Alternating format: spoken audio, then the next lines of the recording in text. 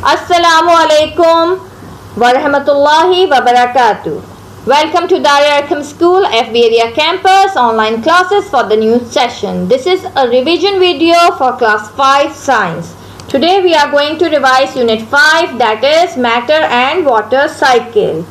In this we have learned that the three known states of matter are solid, liquid and gas. Scientists classify a thing as matter if it has mass and takes up space. Volume is the space occupied by an object that has length, breadth and height. Mass is the amount of the matter in an object. Everything around us is made up of invisible bits or particles known as matter. So let's focus on the first state, that is solid. Matter is solid if it has a definite shape. This means that it does not change its shape if you change the container. A definite volume, this means that it takes up the same amount of space no matter where you keep it.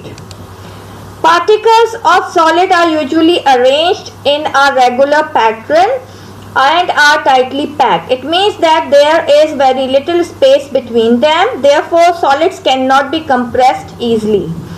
It can vibrate about a fixed position but do not move from place to place. Particles of solid have less energy than liquid and gas particles. Now we have the second state of matter, that is liquid. Matter as a liquid if it changes its shape when you change the container. This means that it does not have a definite shape.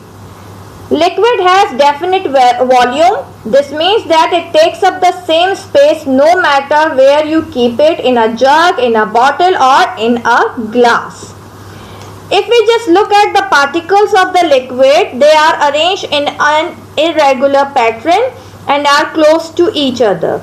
This means that there is not much space between them, just enough for them to slide over each other. They can vibrate, move about and slide past each other. Particles of liquid have more energy than the particles of solid but have less energy as compared to particles of gas. The third state of matter is gas. Gas has no definite shape. It means that it changes its shapes when we put it in any container. It doesn't have any definite volume. It means it spreads throughout the space provided for it.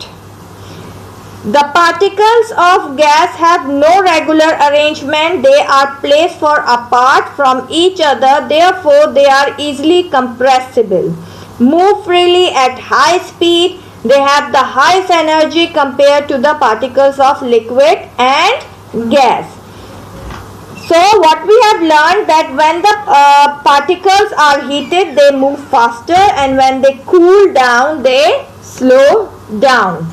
Now let's learn about something irreversible changes. What is irreversible changes? For example, we have a raw egg, and if we can fry it on a hot pan, it can change its shape and position. Now we can't put that fried egg back to its first position in a raw one. So it is not reversible. That's why it is called irreversible changes, and it is also called chemical change.